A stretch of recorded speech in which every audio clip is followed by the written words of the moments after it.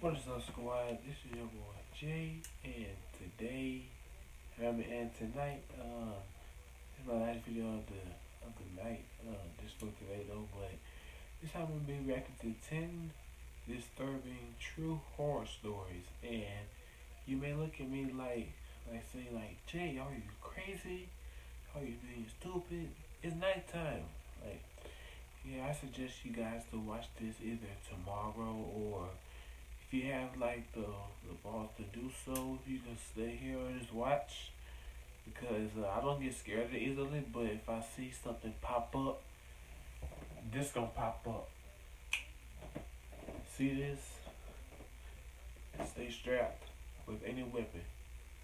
Yeah, cause if something pops up like an intruder, walk straight into that intruder and just pop it and stab it.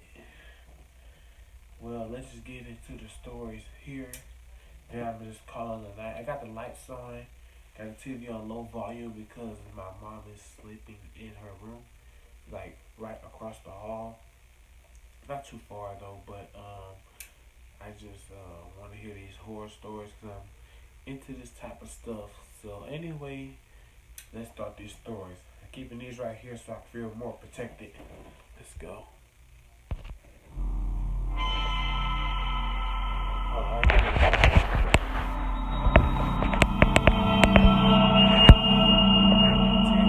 I remember this just vaguely, since I was little at the time, maybe 7. In my old house, my room had its own floor. It wasn't even supposed to be a bedroom. It was more of an attachment to the attic, or a closet-type room. The people that owned the house before us used it as a playroom for their daughters. My room also had a huge closet door that was attached to the attic. The closet was elevated up so that you would have to climb a set of wooden stairs to get into it. It had a big sliding door, and it was completely packed with toys and other junk from my childhood. Oh my god, hold up. I'm not scared or anything. I just need something to be around my shoulders. Think about using this here orange blanket here. It's more like a towel blanket, whatever you want to say. I'm using my Green Bay blanket. Here we go. And y'all can feel that somebody's on my arms. Hold up. Keep my knife with me here. So stay strapped. So it's like there's a jump scare or anything in this video. Oh, I'm gonna be ready. So and plus it's cold as hell too. Man, I wish I had me a midnight snack though. But my mom said no, so let's just play this. Since I was little at the time, I always got scared of being so separated from the rest of my family and having that huge closet in my room. Then there was this one night. I was laying in bed, afraid after watching a scary movie with my family. Then I heard the sound of a toy fall over up in the closet. I jumped out of my bed and ran to my parents' room. They told me there was no one in my closet. They saw how afraid I was, so they let me sleep in their room that night. The next night, I had kind of forgotten about it until I heard it again. The sound... But hold up, son. Hold up. Hold up, fella. I'm talking to him like when he was 7. Like, after all, what the hell are you even doing watching a horror movie before you even go to bed? If I'm gonna watch a movie before I go to bed, I'll watch Straight Outta Compton or Fast and Furious, some action type stuff or some comedy. Zootopia, you know, the good stuff, the stuff that doesn't involve all the stabbing and jump scares. But I can take any horror movie anyway. I see what do you call that movie? Oh, Paranormal Activity. Scary. The last part gave me chills down the spine for the first time in my life. You can see the first Paranormal Activity movie. They got 4 of those. Watch the ending parts of it on YouTube and see what I'm talking about. They gave me chills. That's the first time I ever got chills in my life.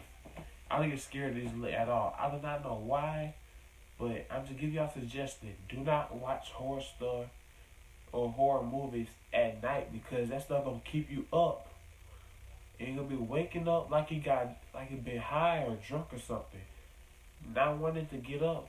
But that's how you should wake up. But you don't want to wake up, have your eyes all red, like you wanna go to sleep, just because the sun's up. I'm like, son, why you watching this at night, man? You ain't gonna be able to. You'll be sleeping all morning, or paranoid just for some reason. Like, your parents mess you up. The parents are the ones that messing up because you don't know if it's safe to watch scary stuff at night. I know it's not safe, but I'm just doing it just for y'all good, cause I just got this blanket here so I can feel like I'm being held by the Lord, like He's holding my arms, cause I don't know if there's a jump scare in volume 2, cause I seen volume 6, I think, only once with my friends. Yeah, during the day though, but not at night, cause you may think it's daytime, but it's not. It's let me check the time. The TV's muted. That's why I can't hear the TV that much though. It's only, oh man, it's 12:07 a.m. It's Sunday. It's like the first video of the day or last video of Saturday night. So let's continue. I'm gonna just shut up because my mind is playing tricks on me. Ghetto Boys hashtag. A container of Legos spilling out everywhere up in the closet. Again, I ran to my parents' room and told them about it. My dad was starting to grow impatient with me. He reluctantly agreed to let me sleep in their room again. Okay. The next day, me and my mom checked the closet, and there it was. A pile of Legos lay on the floor, spilled out of the container. I thought this was proof that somebody was in my closet, but my mom assured me that it simply fell over. That night, my dad locked his door. He said he was tired of my nonsense. I couldn't sleep that night. I lay there completely silent with my young boy imagination running, waiting for another sound to come from the closet. It was probably about an hour before it happened. It broke the silence. The sound of the closet door rolling open with force. The moonlight shining through my window illuminated.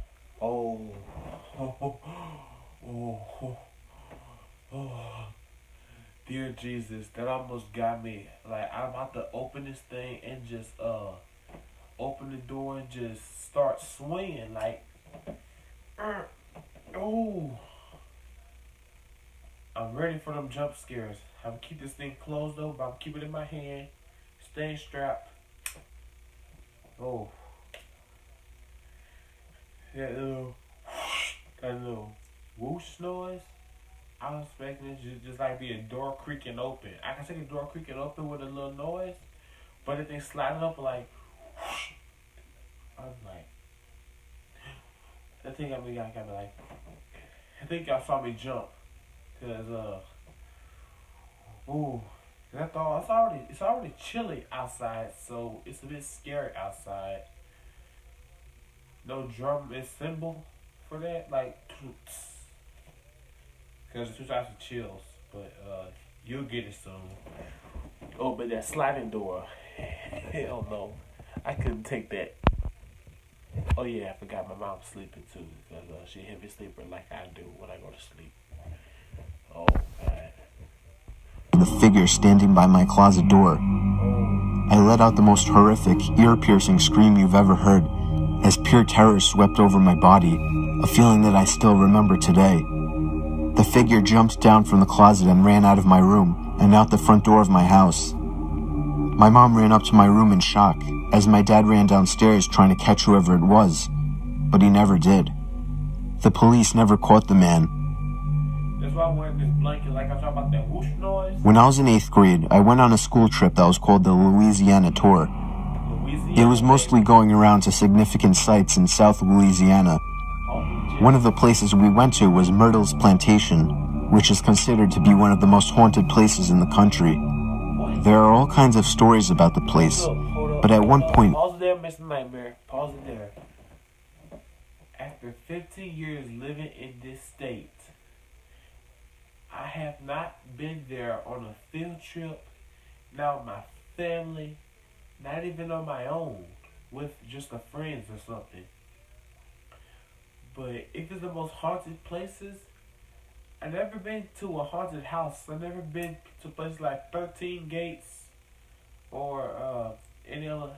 I can't even name other haunted places because I've been living in this state as long as I can even remember. Because I know I'm talking a bit loud, but my door's closed, so it blocks the sounds because the door is opaque. If you know your science, but back to the thing saying it's the most haunted places in the country. Man, people be telling me I've been told that this is a rural state, not an urban state, but I've been told that this is a unique state, but it's the most haunted place, one of the most haunted places in the country. You gotta, people gotta tell me more about this. I'm about to be 16 in just 6 more months. I'm having a street 16 and I'll be, ooh, I'm gonna have my own car and I'll be driving out of this house. Living in Florida or something. I'm gonna tell y'all about it later on after these stories here. Cause me hearing that about my own state, I should know everything about it.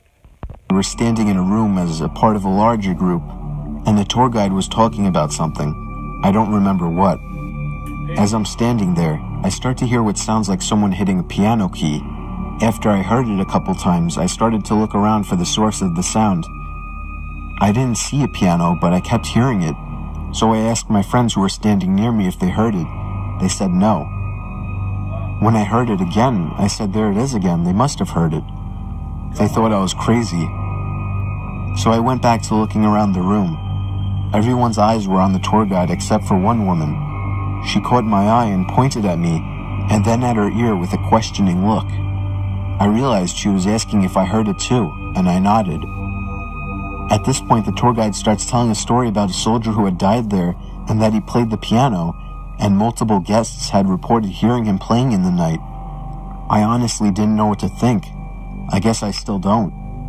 I talked to the woman as we were all leaving the room, and she said she heard the exact same thing as me, but her husband and son had not heard it.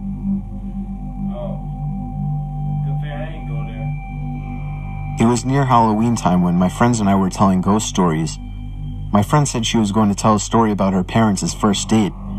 She said she didn't like telling the stories since it was actually true, but we prodded her on. To cut to the chase, the parents had a nice, if awkward, first date, and around the time that they would have said goodnight, the male in the situation, who's my friend's dad, suggested that they go for a midnight hike up Provo Canyon.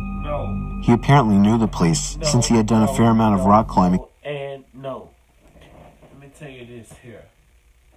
With me being a tough dude and not getting scared easily, I may have a blanket on, got me a knife in my hand in case I have to use it. There are 4 no's in this. Well, there's 1 yes and 3 no's. There's 3 red flags and 1 green flag. I don't mind hearing any story at night. And if you're trying to wake me up or take me somewhere outside towards the wilderness at night and taking a hike, bruh, you better bring your phone charged up and stuff so you can pull up a map and get like them.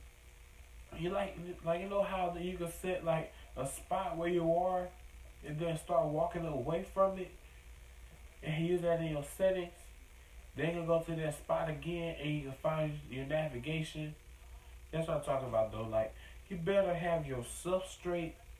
You better get everything straight though. Cause I ain't finna walk at night in the cold, or I don't even care if it's summer or fall, like when the temperature's in the 80s down here. But I'm just saying here, you got 3 red flags up, brother. I ain't going with you. I'm staying with my mother at the house, chilling, undercover, just chilling, either streaming live, playing games, or just doing some reactions like I'm doing here, where I'm safe. Got a couple knives, because over there, if I'm with my dad, where he likes to go outside and stuff, hang out, like, being more active. But if we're gonna do something like go out camping and it's towards the woods and stuff, and I mean the woods, I don't mean during the day, but at night, you better bring your weapons, bring your phone, and strap us either with guns. If you don't have a gun or a rifle, I can live with that, but you better have one of these. You better be able to click one of these up and get ready for them clowns, wild animals, and I mean anything. Because I ain't finna take no hike at night. I'm ready to take my big tail to sleep. Shoot, taking a hike at night. Get out in my the area. face. So the two drove up the mouth of the canyon, got out of their cars, and started hiking under just the light of the stars, since it was a new moon. At some point, the man starts getting a bad feeling, since the pathway ahead, which would pass under some trees, would be dark, and because it was getting quite late. He ignores the feeling and presses on. A minute later, the feeling came back to the man. He ignored it again and started walking a bit of the way into the trees when his foot hit something soft in the middle of the path. Under the trees, it was too dark to see just what this soft thing was, and the feeling came back stronger than ever. Instead of finding out what his foot had bumped into, he and the woman both agreed to hightail it out of there. Years later, after being married for some time, they were watching an interview with the serial killer Ted Bundy. In response to a question asking him to describe the time that he felt the closest to being caught, he explained about the night that he lured a girl into Provo Canyon and had just killed her when he heard some people coming up the trail. He explained how he hid in the trees just in time, only to watch some guy walk right into the body, and for some reason, just turn around and walk away. No, before you start, you see the rest of the stuff that had happened there? You walked them on, and your foot hit the dead body that was killed by a serial killer. There are plenty wrongs. I'm going to just say the basic ones. For one, you could have called 911 and reported that serial killer being a big fat snitch. Or two, instead of figuring out what you had step upon, if it's something that you didn't want to step on, like a dead body, if that was me stepping on that dead body, I'm turning around with my shoes on, going back to base. Point blank, period. No pun intended. I don't care if I'm strapped. I don't care if I got a rifle in my hand. Because the clowns of pedophilia, I'm strapped. I don't care if I have to have a chopper, an AK, a Beretta, a pistol, or a Bobberg handgun. You don't tell me what I need to use. This is what I'm using, what's in my hand. Because I'm ready for action. In action, my action would be to just go back to base or wake up my mother and say, Mom, the boys out there still walking. We got our 2 cars. Me and you, let's go home. I don't care what time it is. I don't care if you have to do something, but whatever it is, it better be simple. Like taking a whiz or number 2 or something. Let's just make it quick and let's haul some behind. I ain't gonna say what people usually say because YouTube gets a little strict on, profane. I don't play when it comes outside. School's library is open until 2 in the morning for the idiots like me that don't do their essays until the last minute. It's a pretty small building and most of the books are in the basement area called the stacks. Just to give you a quick layout, there's the big main stairs that go down to the stacks, a vending machine room, and the long hallway with the 4 entrances into the stacks. The stacks are 2 really big rooms on opposite sides of the hallway with a huge amount of bookshelves and study desks lining the walls. I was there around 11 p.m. last year. It was a pretty research-intensive essay, so I was down in the stacks working in one of the study desks, so I didn't have to keep going upstairs and downstairs again. I had been there for maybe 2 hours, and everyone except for a boy working a few desks down from me had already left. I was pretty zoned out by this point. It was an 8 a.m. class, so I didn't have much time until it was due, and I was sort of panicking. So it really pissed me off when I heard someone flipping through book pages really fast to make them do that loud whipping noise at the other end of the room. I sort of ignored it for a while, thinking they'd go away eventually, but they just kept doing it. After about 5 minutes, I got sick of it and started to walk over to tell them to knock it off. I get about 3 steps across the room and it just stops. I sat back down and it was quiet again, only for like 10 minutes before the flipping pages noise started again, only loads louder, like they'd grabbed a huge book that time. The boy started to get pissed off too, and he stood up and started walking around through the bookshelves trying to find them. It kept going, so I got up too and started looking around with him. It got really loud and it was pretty obvious where it was coming from by that point, so we started walking towards it. He was on one side of the shelves and I was on the other. We walked all the way down the shelves. No one there. We hadn't seen anyone come in the stacks, and we were on the side of the room with the entrances. No way could anyone have come in without us seeing them. The noise stopped again, and we both sort of just slowly walked back to our seats. I assumed it was just a fan or something in the other room, and I really needed to get my essay done. We sat down, and immediately the noises started again. It sounded like it was coming from right next to the guy's chair. He shoved his stuff in his bag, looked at me, said, "Fuck this," and took off. I was out of there maybe 5 seconds behind him. I still won't go back in the stacks at night, even when there's other people down there.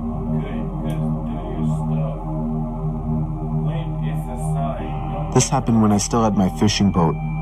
It was a horrifying experience that will never leave us. Me and my wife departed from the East Coast for our 2-day fishing trip in the North Atlantic. The first day and night were normal. We got a decent catch. At night we played cards while listening to music. It was enjoyable up until the next night. After a slow day at sea, we were playing cards again inside, this night without the music. It was at that moment that we heard the sound of a boat motor. We rushed outside to see a man piloting a crappy old motorboat with absolutely no lights on. He had stopped directly in front of our bow. The man was middle-aged. He had a beard and a baseball cap on. I went up closer and asked him if he needed help. He asked us if we had any spare gasoline.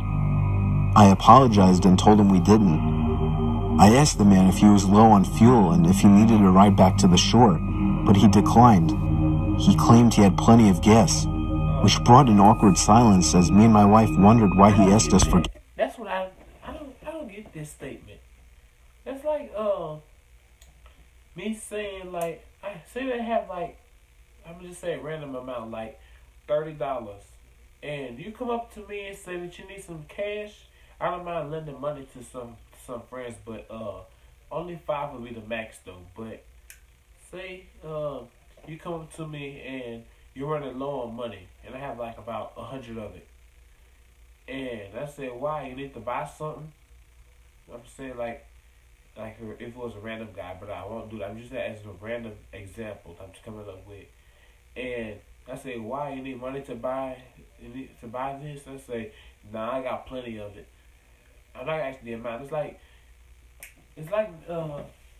saying asking for something when you got plenty of it. It's like charging your phone when it's at like 89%. I would charge my phone when it gets to like 10%. It's like overusing your electricity bill, which will be high up, like your battery should be. That means like you're using your phone too much. It's like somebody at school asking for your chargers to charge their phone. First I ask somebody, what's your battery on? And they tell me 93. Now I'm like, son, you need to use your phone that bad? What are you doing? This is a setup, man. Cause people overthink. So I'm not overthink. I'm overthinking right now. That's why I just paused the video just to tell you guys this. Don't overdo stuff. It's like how else could I put it? It's just like this dude asking for gas when he has plenty of it. You said plenty, which equals a lot. A lot of it. That means like you may have more than me, or we might even have the same amount. Let's get over with this. Yes, then. The silence started to creep me and my wife out, mostly because of the way he just blankly stared at me. The only reason I could see was because of the deck light in the front of our boat. Other than that, we were surrounded by darkness. The man finally broke the silence and asked us if we had a good catch that day. I told him we didn't, still trying to be polite, even though the situation was odd and creepy.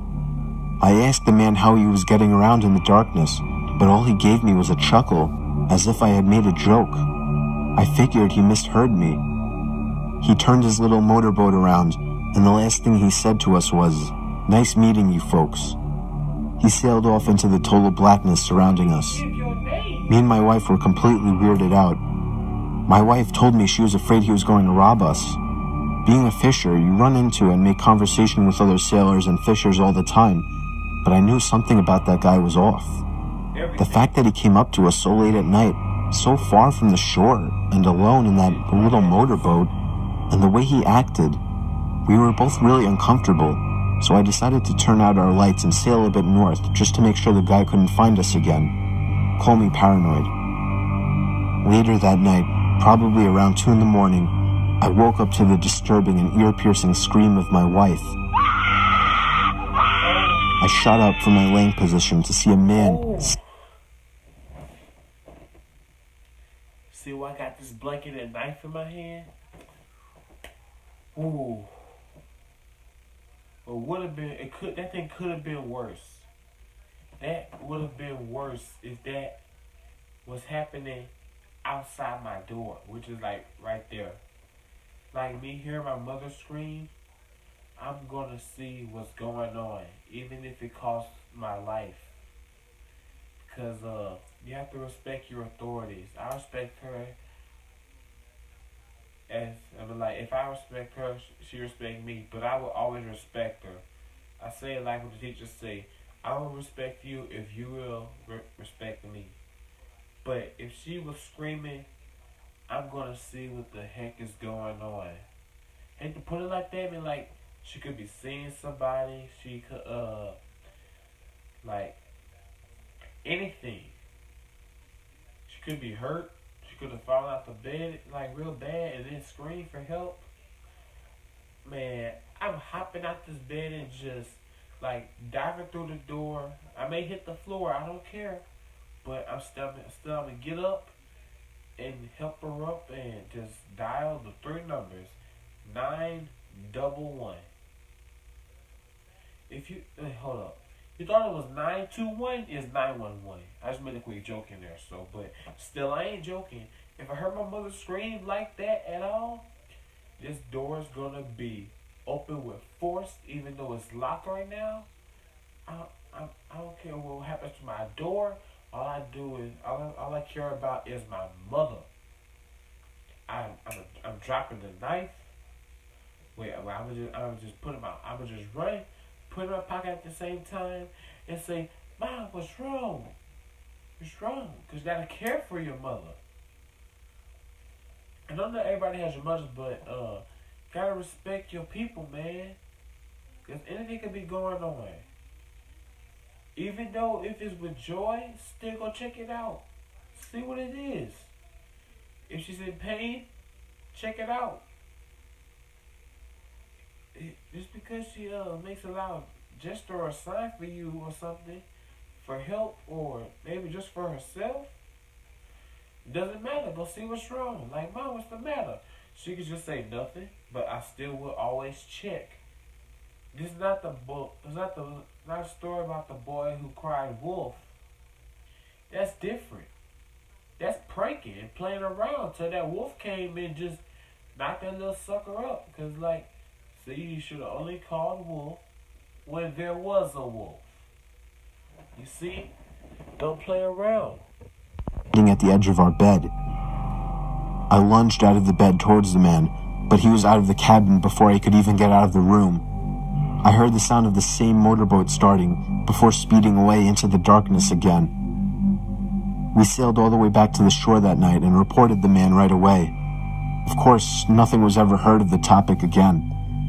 We still have no idea what the man wanted or what he was planning on doing, but it still gives me nightmares to this day. Like he's putting that in the video ain't over. The way my bedroom was laid out was that across the room from my bed, there's a small alcove that does not receive any light because of the closet that's slightly in front of it. So the closet blocks the ceiling light and the ambient light from outside when it's dark. I was in 4th year high school and was trying to sleep but couldn't. You know that feeling like someone's staring at you? I was feeling it. I couldn't shake it, and it just felt like whatever was staring at me had such malicious intent in it. I opened my eyes and my gaze was drawn to that dark corner of the room where I saw a hazy, darker outline in it. I got goosebumps, but thought that it was nothing there. I'm just imagining things. I closed my eyes again, trying to force myself to get sleep, but I can't shake that evil feeling stare. Then, there was a creak sound, the sound from somebody putting pressure on the floor. I opened my eyes again, and that shadow thing was in the opposite corner now. All my inner senses went ballistic, and I threw my pillow and blanket over my head as I cried myself to sleep, all while hoping that the thing wouldn't come closer. I know I didn't imagine or dream it, and it still sends chills down my spine to this day. I never got stared at. It was the first time my family ever went camping together. I was 18 at the time. We probably wouldn't have gone if it weren't for my brother and sister who were still only 11 and happened to be twins. It was mid-July and I was actually excited to do it. We drove all the way out to the country. We didn't go to a camping site. My dad just parked the car on the side of a quiet road, and we hiked about a mile into the woods until we found a small clearing in the woods. We pitched our 2 tents, one for me and my siblings and one for my parents. So come nighttime, I couldn't sleep at all. Trying to fall asleep in that sleeping bag was like trying to fall asleep on the grass. I just couldn't get to sleep. I spun around and tried to make myself comfortable for hours. My little brother and sister had been asleep for a long time at that point. And then I heard the sound of the zipper to the tent zipping down. I looked up and saw someone poking their head into the tent. I couldn't see who it was. "Dad?" I whispered. Whoever it was removed their head from the inside of the tent. "Dad?" I said louder. Whoever it was quickly moved away from the tent, leaving it unzipped. I was so confused. I was sure it was my mom or dad just checking on me, so I crawled out of the tent and walked over to my parents' tent. I unzipped it and crawled in. I'm starting to feel like I need to get even more strapped than just having plenty of these, where I can just open and just be like that. Stabbing ain't gonna be enough, because you could get stitches after a stab wound. No, that ain't gonna be enough. When I get enough money, I'm saving up for a handgun and some ammo, and get a license for it. Because by law, they say you have to have a license to have a gun. Well, if it's different in your state or country, that's different though. But I don't know what kind of gun I need. Maybe a BB gun or something to teach them a lesson that I ain't meant to be played with. I might give me just a 40. They might need me a 40 or something. Or G8 or G18. Yeah, in fact, I think I might just stick with a 40. Because if I see you and I say either mom or dad or any of my friends' name and your head is poking and your head just go back out fast, my hand's gonna be on the gun's trigger, but not pulling it. But I'm gonna just get the stuff out of my eye and get a clear view of your face. And it's none of you. I just point the gun at you and I'll be like, what? Oh, I know what I'll do after that. That gun's gonna be under my pillow, loaded, cause I don't play around these days. I'm not one of those kids that just be like a complete fool. I'm not calling kids fools though. I be like, they just be messing around with you, playing, pulling pranks. I'm not a prankster anyway. Cause they need to check themselves. Check yourself before you wreck yourself. Ice Cube, man. Side. My parents were both in their sleeping bags. I shook my dad until he woke up. I asked him if he had just checked on us. He said no. I got chills as he said it. I then woke up my mom, hoping that it was her, but she groggily told me that she hadn't left the tent either. I got goosebumps all over as I came to the realization that somebody actually came up to our tent, opened up the zipper, and peered inside. A stranger. For all I know, some sort of psycho. I couldn't even really tell if my parents took me seriously or not, or maybe I just don't remember. But I do remember that I didn't get a minute of sleep that night. Wow. Mess with my sleep. This is who you're gonna meet. My parents were on their honeymoon to Key West. When they arrived at the hotel to check in, they were told that the room would be non-smoking. With my dad being a smoker, they requested a different room. They got the room switch and went to their room. As they got off the elevator, the smell of fresh paint was overwhelming. Down the hall there was a painter with all necessary supplies laid out around him as he was painting the wall. As my parents walked past him, they casually greeted him, and the painter had absolutely no acknowledgement of their presence. Whatever. When they got to their room, the smell of paint was even worse in there. So bad it wasn't even bearable, so they decided to go to the front desk to change rooms. When they explained the situation, the attendant looked very confused and informed them that there wasn't a scheduled paint job on that floor for that day, but agreed to change their room anyway. My parents go back to their floor to grab their luggage, and the painter is completely gone. All supplies cleaned up and gone within 10 minutes, and the smell of paint was completely gone. At this point, my parents were freaked out, but didn't think much of it and went to their new room. The next morning on their way to breakfast, they overhear a tour guide talking to a group. My parents tuned in when the guide mentioned the floor that they were originally supposed to stay on. Apparently a long time ago, there was a painter on that floor painting and fell down the elevator shaft to his death. Now my parents don't normally believe in the paranormal, but after an event like this that they had no explanation for, it freaked them out a good bit. That wasn't that scary, because I didn't quite get that. This story didn't happen to me, it happened to my cousin, and yet it still freaks me out thinking about it. This story is all too true. My cousin Nikki was on Skype with his girlfriend Sam at around 1 in the morning on a Friday night. She was asking him to come over and stay the night, but he didn't really want to drive over that late. Sometime into the conversation, Nikki noticed the closet door behind Sam open a crack. Nikki pointed it out, and Sammy turned and looked at the closet. They both ended up ignoring it. It was probably another half hour into the conversation that the closet door creaked open even more. Nikki spotted it again and told Sam that her little brother must be hiding in the closet. She denied it and told him the window was open or something, so there must have been a draft. It was about half an hour later that the closet door completely opened and somebody stepped out of the closet and walked out of Sam's bedroom. Sam didn't seem to notice, but Nikki got startled from what he just saw. He told her that her little brother was hiding in her closet, but what she said next scared Nikki shitless. She told him that she was home alone that night. Nikki started yelling at the screen for her to lock her door and call the police. Oh. Try me if you want to. That's the only thing I'm going to say. Try me if you want to. If I'm told I'm going to be at the house for 24 hours straight, day and night, and I see someone that is not expected, you're going to talk to Mr. Weapon here. You're going to talk to the one that has aluminum on it. You're going to talk to the one that's in my hand.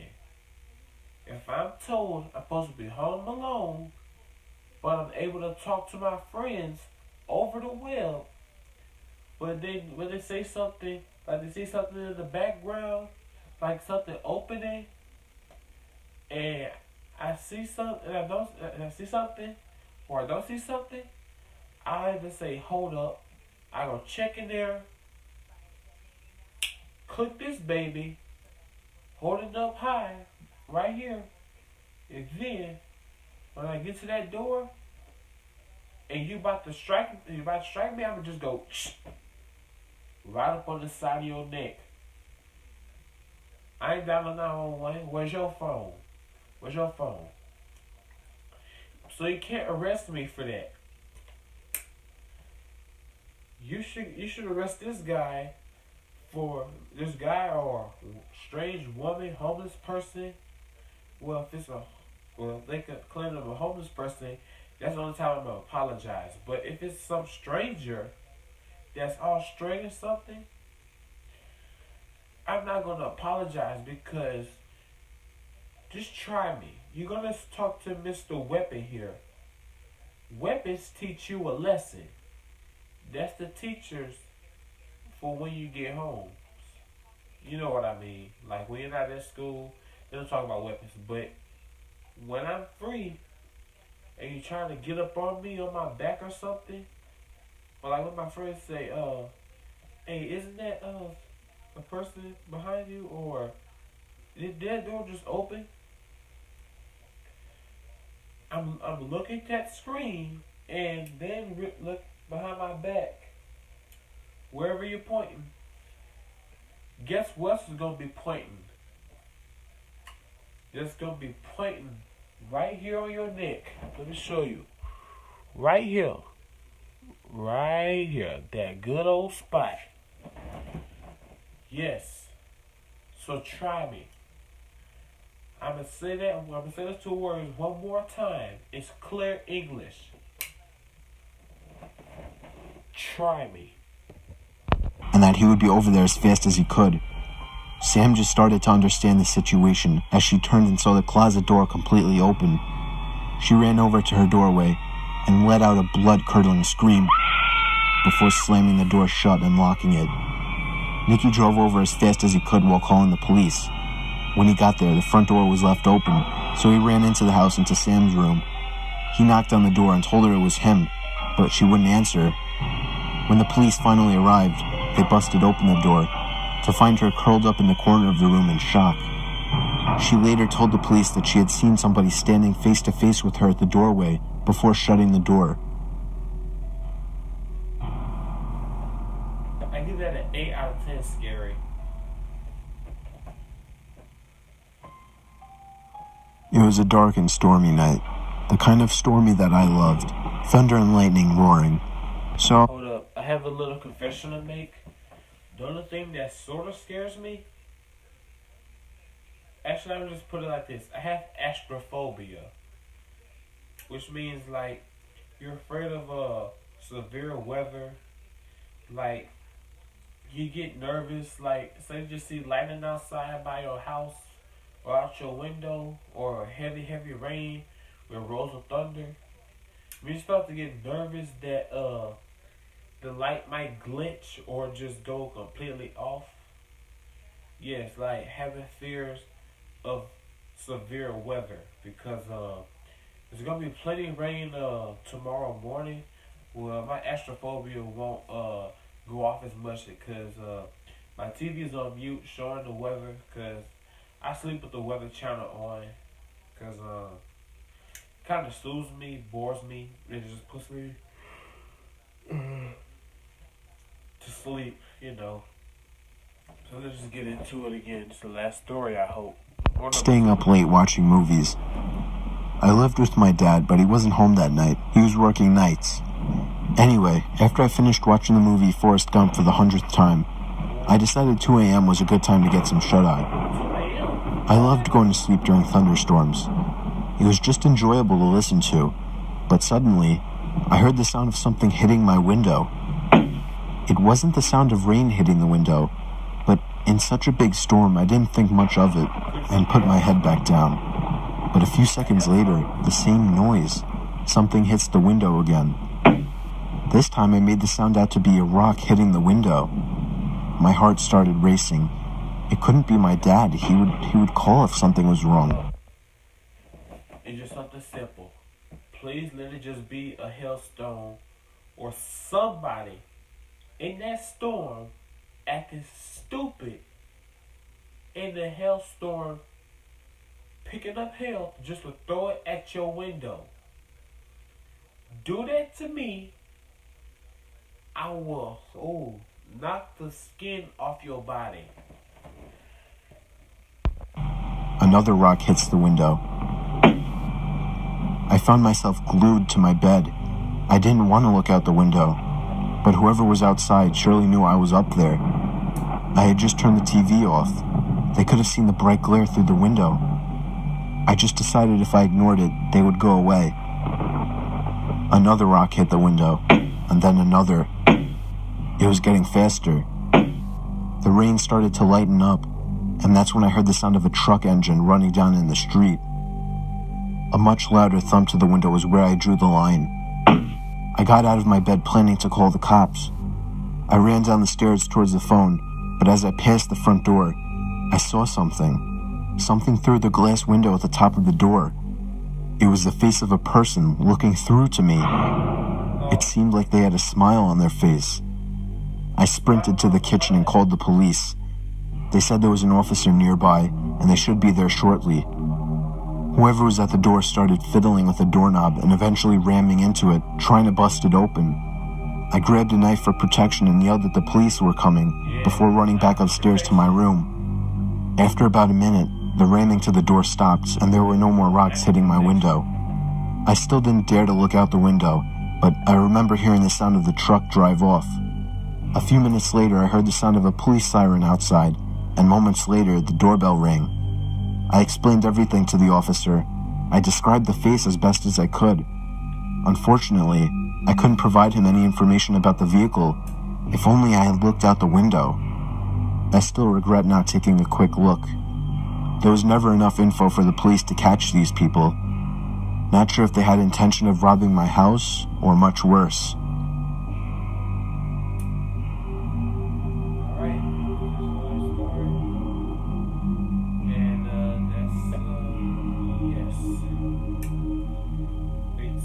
Dreams. After these stories, hell no. Well, sweet dreams to y'all if you're about to go to sleep. Well, by the time today's posted, it's probably will be morning. Rise and shine. So, yes, it was 1 a.m. when I did this stuff. Not 1 a.m. I mean, hold up. Let me check the time real quick on my television. It's clearly 12:48. Yeah, that's 1 a.m. So, hope you guys stay protected, stay strapped, and don't watch horror stories at night. Well, I can because I don't have fears that much. All I have is just astrophobia. That's all I have. Because sometimes I don't like it when it rains real hard or severe weather. You guys can figure that out if you Google it yourself.